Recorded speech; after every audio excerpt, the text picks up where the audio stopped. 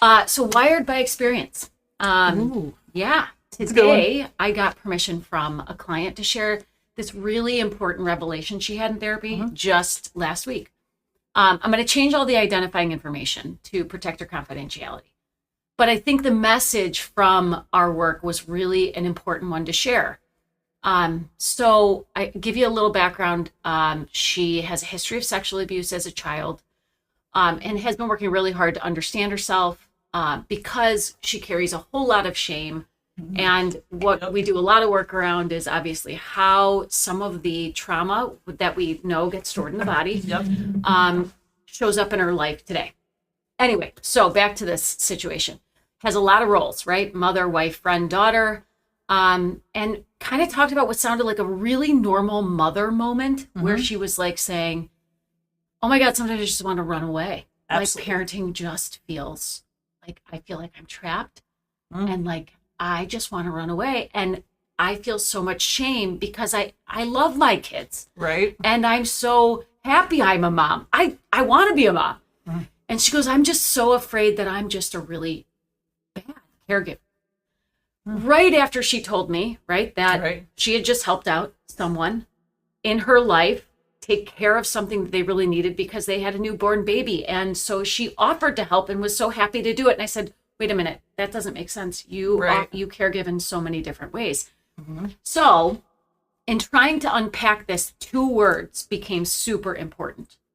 When I feel trapped. Trapped, there it was. And when I feel forced. Yes. And who as a parent, I mean, parenting is 24/7. 24/7. You can understand that feeling of trapped. And you can also feel that understanding like there's no off switch. You don't really get an off. Even if you're on vacation. Even on vacation. You can get calls. Yes. We need you home, or this is what's happening. Yes. You're at work and you're like, I just got to keep the phone out because just in case some shit could go down. Here's the difference, though, right? So through this, we talked about the intensity level of these feelings in response to feeling trapped and forced. And of course, and a very important question is, tell me about a time when you felt trapped and forced. Enter in the sexual abuse as a child, 100%. both trapped and forced, right? So now we start looking at this not as she's a bad parent or a bad mom, but as her body is physiologically reacting to a trauma trigger, which is, you got it, is trapped and forced. And when she took that, the context of, maybe I'm not a good parent out of the picture. That was the narrative she walked in the door with. And instead looked at it through the trauma lens of, oh my God, I'm reacting to feeling trapped and forced. The feeling of that is what causes me to want to run. Right. Now I'm no longer a bad mother. Now we've addressed some of that shame. The reason that we bring this up today, right, is because I think it's so important to shift in our thinking. And this is a great way to sort of look at it. If you've had trauma in your past, we're going to talk a little bit about trauma. We are.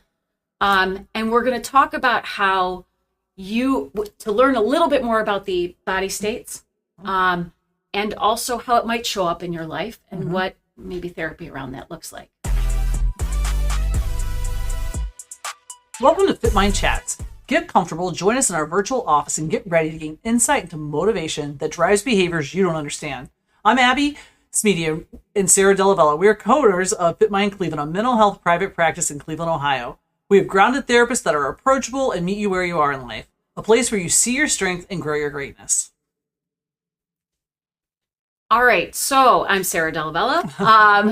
I think it can be helpful to just talk about the survival states. Let's hit that before Triggered and Tethered. I think so. Yeah, let's do it. We'll go over our names. So there's 4 survival states: fight, flight, freeze, fawn. I think fight or flight is probably the most notorious. People are. I'm getting a ton of freeze. I'm getting a ton of freeze lately. So describe freeze. Freeze is like in the moment. Like I think of my one patient that comes in, and in social situations, he freezes. And freezes like there's not a thought in his head, there's not a word in his mouth. You got it. And it's blank. Because the prefrontal cortex shuts down in all of these survival states. Absolutely. It's like a bear is chasing him. You got it. And there's no bear, but a social situation feels like a bear. Because when we were cavemen, a bear would chase us. And this is the response we'd have. or flight or fight. Those are the things. And your brain goes through that quickly. It says, can I fight? Can I flee? If I can't, freeze is a survival instinct that minimizes damage to your body.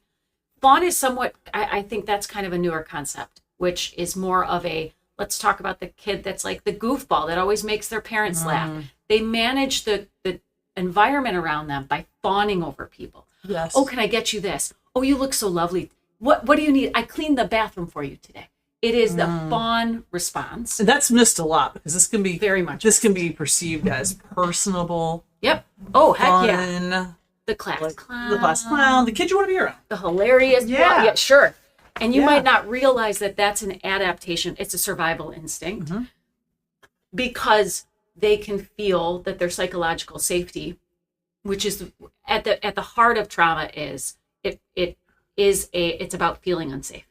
So we are biologically connected to our parents, and our survival is connected to them. When you threaten even psychological safety, your actual biological survival is at stake. Well, it feels like there's a bear. Like I always tell people, this feels like a bear is chasing you. You're walking into a party.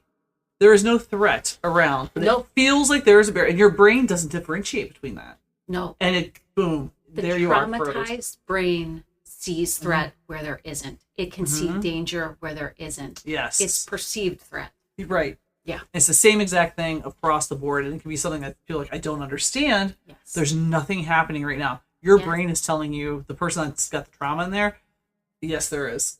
You got it. This is happening. Once the brain is triggered, once you do have an actual trauma, a lot of times what that does is it creates this neural pathway in survival. Your brain can go into the hypervigilance of, I never will allow that to happen again. So I'm going to scan my environment for threats, perceived threats, right? So I can keep you alive. So now it can see threats where there's not, because it's going, well, that could be a threat, right? And now all of a sudden it's triggering your survival. Right. So it's like a wiring issue in your brain. It's an injury. It's also a wiring issue where now this is a very strong neural pathway. And in that, once it's triggered in the actual trauma, right, in the actual threat to your safety, your prefrontal cortex shuts down so your amygdala can take over because it makes decisions quicker. That's your caveman brain. That's caveman. That is why we are still here today. Right, absolutely. You have to have it. You have to have it. So one of our first tests was triggered and tethered. Yeah. Do you have shame about how you feel about things, how you respond to your environment, how you respond? Maybe your response isn't congruent with your values. This is a client that comes in and usually has extreme guilt about how they're feeling about their reactions. It's not congruent with their identity. Like the mom you're talking about, her identity as a mom. Yes. Yet I want to flee. And probably by other people's standards, actually. Yeah. She's a really good mom. Yeah. Like attentive, in tune, invested, like volunteering, doing all of these things. Yeah. Where no one outside of her would say, God, she's not doing it. She's not doing well. Right? Or she's really struggling as a mom. Yeah. It's not congruent with her identity. Not at all. So then you've got this incongruence and this cognitive dissonance about that. And it really disrupts and disturbs people. Yes. So we kind of explore the feeling they're experiencing when they want to go into flight, fight, freeze, or fawn. And that can be helpful in connecting that with the way in the past. Many times it's due to trauma. Yeah. Everyone experiences life differently. I really want to stress this. And what one person may find traumatic, another person does not. That is crucial. It's important not to minimize an experience that causes someone trauma. And I think this could range from like a pure experience on the playground that some kids maybe weren't that kind to them. Yes. For some, they blow it off. And there's others that have hung on to it in every social situation they go into. They go into a trauma response. Yeah, they go into that trauma response. Yes. This would also apply to physical and sexual abuse as well. Yes. And how a person perceives it. I think when you're a new therapist, a lot of times the error is made that you're assuming this person has trauma and they either have worked through it or maybe they don't perceive it as trauma. And maybe they're not having a reaction at this point in time. But it's kind of, I always like in therapy, like try to see how they view things. So the question on the assessment of like, have you had any trauma? And it's always really interesting. All people like, oh no, I don't have any. And then as we get into further sessions, like something will come out and I never put the label trauma on it because they've not labeled it traumatizing yet. But then you're like, oh, this could be part of the reason why you might be feeling this way or reacting this way. And there's so much shame usually about how they're reacting because it's like, oh my God, this isn't who I am, but yet it just comes out. The biggest thing I think for me in therapy and trying to determine is how is your reaction disproportionate to what's happening around you? Correct. And one way to tune into that is physiologically. What's your heart rate doing? Right. Are you like breathing through your chest, not your belly? You're sweating. Has your like you can't speak? Right. So I mean, and what sweating we know, and yes, I've had people see their hands go numb. Absolutely, because you're not breathing. Yeah, like numbness. Right? Yeah, you get numbness. Feet go numb. Yes, and then they really freak out because then like you can't flight. No, and their body is super tense. Mm-hmm. So a lot of times, to your point, a lot of people actually don't know they have. Right. They don't come in necessarily identifying it. They're just Right. like, this is what happened in my childhood. Right. But then you learn through like assessing further of like, oh, okay, so you got so rageful you put a hole in the wall Yes. when your wife told you were having steak instead of chicken, like disproportionate to Right. the trigger, Right. and you go, there's something there. There's Why? something. What's there. happening? Yes. And I think when there's generational trauma and sexual abuse and physical abuse, it's normalized. That's So yes. when people aren't identifying as trauma, as you educate more, and like I never tell someone, oh, that's traumatic, because I don't want them. Yeah. I don't want to make that my perception of their trauma, but like, oh wow, this experience could be. And sometimes I get there and I'm like, oh, that was a trauma. Yes. That was traumatic. That wasn't, or that was a really horrible thing that happened to me. Yes. Because sometimes our defense mechanism is like, well, everyone in my family got sexually abused. We're all okay. We're all surviving. Yes. Yes. Absolutely. Right. It's a really tough thing. I think helping people understand the Mm-hmm. connection, Mhm. what's going on in their current situation, whatever that currently Right. is happening. It draws them into therapy. Absolutely. And then what happens in the past. Mm-hmm. And to understand trauma trigger, it can be a feeling. In the vignette I said in the beginning, Mm-hmm. it's the feeling of being trapped. It's the feeling Mm-hmm. of being forced that is the trauma trigger. Yes. Sometimes I think people classically think of it as like, for vets, it's like a loud noise, Right. right? Which it can be. It can be. Can be sights, sounds, smells, tastes, Smells. Yeah. touch, Yeah. Any of your senses. any of your senses. A lot of what I hear is like a beer cap, like a beer tab or a beer cap being popped open, and a kid that's had some kind of, or an adult that's had some kind of abuse, or lives with an addiction. Someone that's addiction. Yes, so it's attached. They hear that and they have this Yes. reaction like, God, I don't know why I get so mad when I hear that. It's like, Yes. oh, Yes. That is a big one. I mean, I'm Uh-huh. trying to think of like, there's a being in lot the dark. of, oh I yeah, like being in the dark. I hear that one a lot. Like, I don't like being in the dark. yes. And that's when someone's like, I'll ask that question. Like, Yeah. do you sleep with the lights on? Do you sleep in the dark? And, oh, I don't like the dark. Oh, let's talk about like what's going on in the dark. Sure. And sometimes kids are just scared of the dark. I mean, they go through a developmental Right. phase, but as adults, are like, well, tell me about like why you're scared of the dark, or I don't say scared, don't like the dark. Right. Yeah.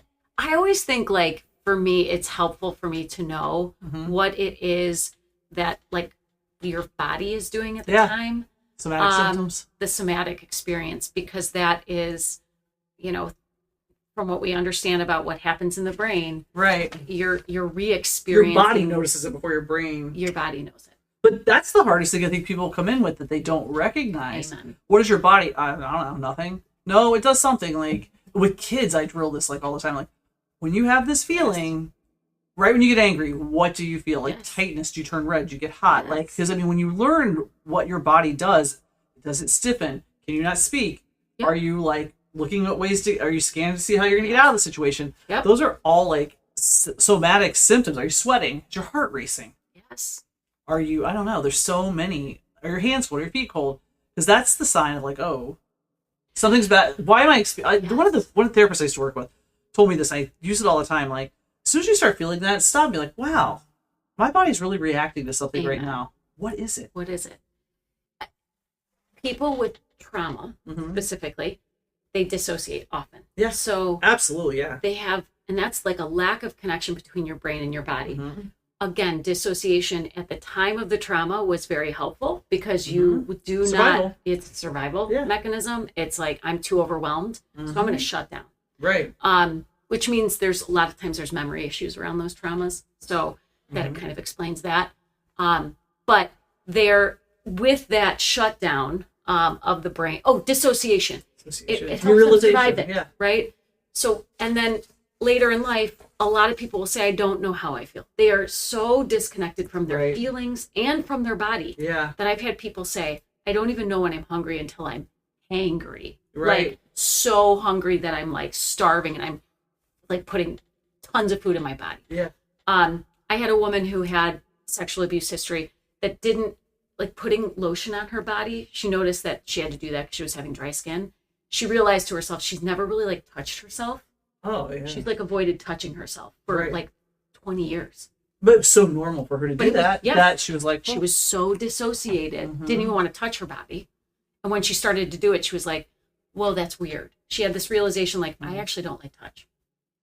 I think that's what is kind of helpful in therapy. Yeah. Because like you may not recognize like what you're or that you're reacting at all. Yeah. And you might say something like, that'd be something like, yeah, I hate putting lotion on my body. Tell me more about that.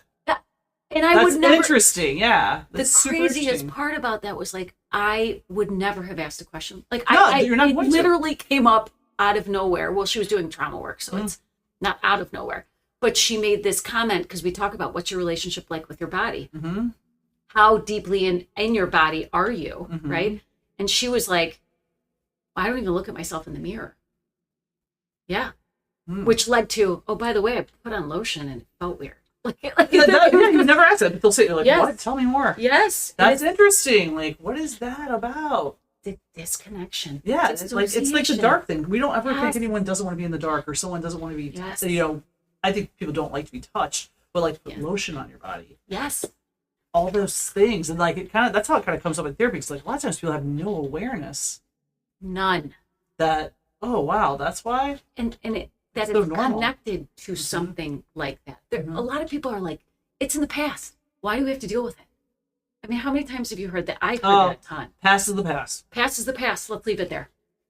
And it's... Sometimes we got to work through the past. You know what I like to do? Like, I do timelines all the time. Yeah. Let's do a timeline.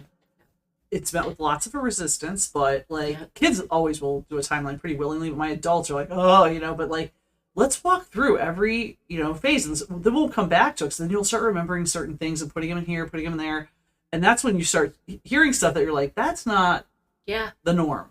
Yep. But that happens. Sometimes people react to that, like, or whatever it might be. So I always think that's helpful too. A lot of it's just listening. Truth. Absolutely. Listening. Like lotion. Yes. Like, that's such an interesting thing. And it's the ghost from the past. If anyone has read. Oh, Ghost in the Nursery. Ghost in the Nursery.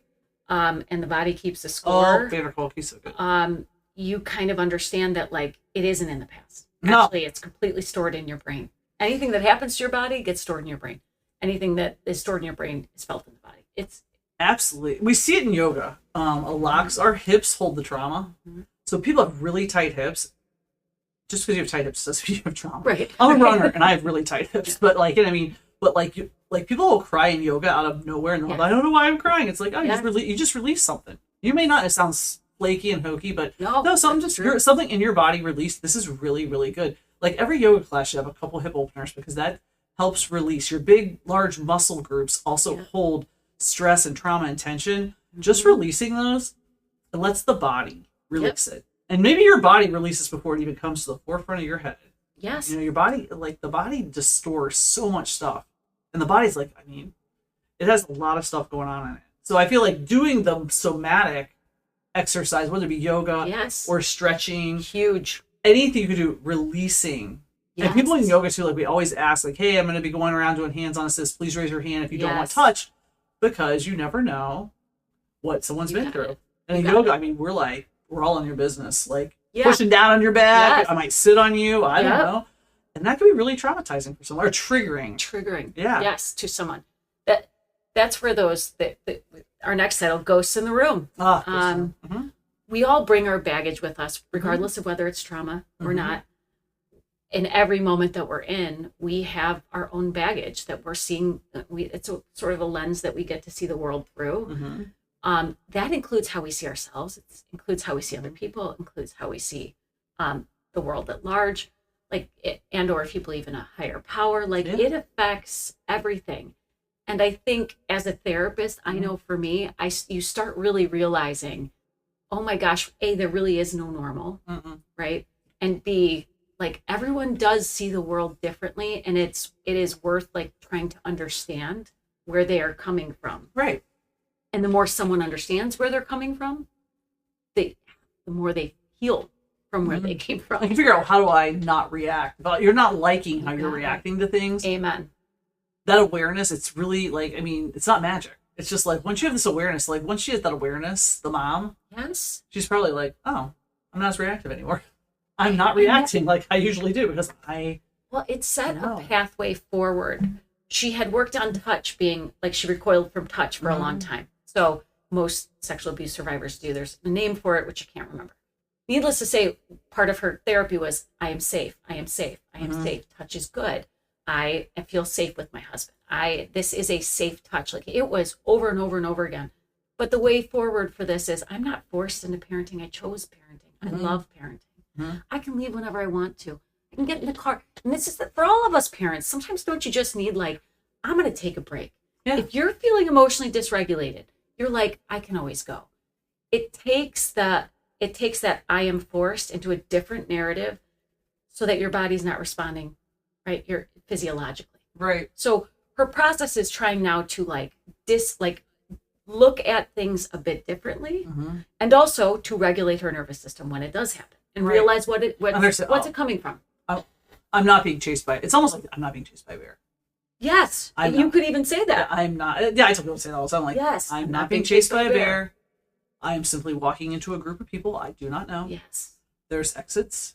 Yes. There and there. I do not have to say a word. I don't have to do anything. I can just walk in. That's one of the treatments for anxiety. You're anxious about going to a new workout class? Just walk into the workout class and then walk out. Just drive to the driveway. Park your car. Like, it's all these little baby steps, because the more you do that stuff, yes, the more common and less reactive you're going to be. It's exactly right. And when you don't have the high levels of anxiety of like all of the steps, like you have to walk in and then you have to find a place and then you have to do, like, if you just go, I'm just going to walk in, you've kind of gotten yourself out of that anxiety. Yeah. And it's easier because you're like, well, then I can leave. Yeah. So then you're like, oh, I could do the small part. I can do this one small part. Right. One little bit. A lot of times often once you walk in, you're like, okay, this isn't that bad. I'm here. I'm going to do it. Yeah. Yeah. And like, always telling yourself, like, there's always an out. Always an out. I have never ever thought one iota of someone that's walked out of my yoga class. Yeah. I've never even thought about them like, oh, maybe they didn't leave early. Maybe it was too hard. Maybe they got triggered. Maybe they got a phone call and it came across on their watch. Better not come across on their phone. I mean, even if I'm like going to a workout class, I'm like, oh, I feel so tired. I could easily talk myself out of going. But what I say instead now is like, you know what? I'm just going to go. And if it gets too hard, I'm just going to take a break. I'm going to sit in child's pose. Yeah. I've never regretted going. No. I think about like, I was running the Cleveland Marathon, many years, I think 2012, many moons ago. Actually, it was Columbus. And I'm going over these bridges. I'm like, oh my God, I'm just going to jump. Like, how dramatic. Or I could stop and walk. Yes. Or I could stop and walk. Or I could just walk. Yes. And I remember my brain like, oh my God, like being so puffed up about this. Yes. And I'm expending way too much energy. It was like mile 18. I'm dying. And then I was like, oh, I'll just walk. Yeah. You know? Yes. And it's those moments where you're like, you're anxious about running a marathon. If you're anxious about going to a workout class, you're anxious about going to someone's wedding or a party. Yes. There is, if you really sit down and think about it, like, oh, I can just leave. Yes. I can walk out. I tell my anxiety people always have an escape plan. Yeah. I'm going to go to this dinner, but I'm only going to stay for an hour and a half. Tell yourself that. Yeah, and have like a canned response. Yes. This is your canned response. I am so sorry. Yep. One of my kids is not feeling well. Yeah, gotta go. I got a boogie. Yeah, or I have an early meeting at work tomorrow, so I gotta run. Stomach issues. I mean, like those little white lies. If you're trying to get out, and like that really helps. I feel like when people go in that, like they go in fight or flight, like yeah. I love if people can be really vulnerable and just be like, yeah, I'm gonna be there for about 2 hours. It's about all I can handle. Like the vulnerability, you will feel so freed because people will be like, oh no, I get it, no worries, and then they get to know you better. But also, like I think other people might even relate, like, oh my God, I know what you mean. Like, I always struggle like that. Yeah. Yeah, absolutely. Exactly. Absolutely. The next one is, it's not just you, it's your trauma. Yes. Yeah. Followed by, I am not sensitive, I'm triggered. So I think those two hand in hand. They kind of go hand in hand. So what do we mean when we say like, I'm not just sensitive, I'm triggered? I think of the client that personalizes everything and then is super reactive with friends, coworkers, their family. A lot of times people say, oh gosh, I walk on eggshells around them. They're explosive. Over a small little, once again, we go back to that. Hi, this reaction's really large for the situation at hand. Situation I'm in. Yeah. A lot of times they can't take a joke. Like they really personalize it, or maybe they pretend they can, but inside they're just, it's eating their life. Yeah. And in therapies, they unpack these emotions. They often come from a place of fear, and they give the reaction to keep people away, to use it as like a defense mechanism, an armor to kind of protect them. Yeah. And it's from their past experiences, maybe. Like if I am vulnerable, I'm gonna get hurt, or I'm in danger. If your nervous system is constantly being triggered into fight or flight, for instance, that's your sympathetic nervous system response, you will be more exhausted. You are often more irritable because of it. Yeah. So like there is just some of that, and a lot of work is around calm the nervous system. Because when you do that, you start feeling less exhausted. It's interesting. My folks that have trauma, they struggle with sleeping, and yet they're like, that's too, but they're also like, they cannot fall asleep no matter how tired they are. So part of that is like that vulnerability to irritability, because our nervous system is always turning on, and that's the gas pedal, and it's being hit like all day, and for things that they're not bears that are it's small, like little. But you know what, like I feel like with this too, like I am hardcore to do like a 10 or 15 minute yoga practice. I know I'm like all about yoga, but like it's not like this power class. You're stretching the quads, the hamstrings, you're doing a hip opener, and then you bring your legs up the wall. And the reason why we're doing this is all of that calms down your parasympathetic nervous system and prepares you for sleep. Yes. Like, because you're releasing. I mean, it really works. When I'm like all crazy about something, or like nothing irritates me more, where I probably trauma somewhere around this, when I get a disturbing text after 8 o'clock and then it starts rolling in my head and I get really mad that I got the text and it's upsetting me. I will do this and I'll be like, all right, I'm good. Yes. I'm good. I think so. Yoga is huge, and that has been known to actually help with trauma. Oh, it's such a, well, it's trauma-informed yoga. It's trauma-informed, yes. And it also helps people connect to their body in a healthier way. You pair your breathing with movement. Breath and movement right there. You can't dissociate when you're doing yoga. And if you do, you fall out of the pose, or like you'll come back in. Like, I mean, that's why the balance poses are good. Yes. Because you'll balance as soon as that thought comes in your head, you fall out of it. Happens all the time for me. It does. Like I'll take groceries and you're not. Yes. I'm not focused. So and that's what we mean too. And you'll hear this a lot. You know, you fall out of the pose, come right back in. You can always retrain that brain, and this is why yoga is also so powerful. Is you retrain your brain that, oh, I can have a thought, I can observe it, let it go, and come back in. And that is literally the secret sauce. That's the exact same thing that we do in therapy. Oh, it's the exact same thing. Like yoga is such a great parallel. That's probably why I got into it. I think so. I mean, it's even like your practice on your mat. Yeah. Just do your practice. Your practice on your mat. Don't compare yourself to other people. Like, there's so many parallels to what yoga teachers say that are actually like things that we apply in life. And when you hear them so many times, all of a sudden you start doing it other places. I know for me, like I was not a deep breather. In grad school, I thought it was the dumbest thing possible. I'm never using it in therapy. I hate deep breathing. I hate how it sounds. I get irritated listening to people deep breathe. I mean, a yoga teacher will deep breathe all the time. But like, I'll find now, like out of nowhere, as soon as something like maybe triggers me or something's bothering me, instantly there's a huge inhale in and then a longer exhale out.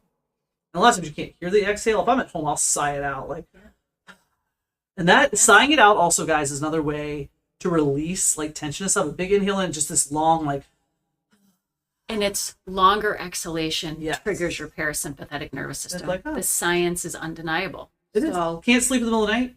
Breathe. Start deep breathing. Inhale in, long exhale out, and like it will like get your brain in this like little area of like, okay. Yeah. And if you start escalating or you start firing again, okay, I got to deep breathe again. Because people don't think it works. Yep. Because we're impatient. Yep. And until it's done, you've got to keep breathing and breathing and breathing, and you'll start naturally doing it. Oh, that's maybe our last point here is neuroplasticity. Here's the good news.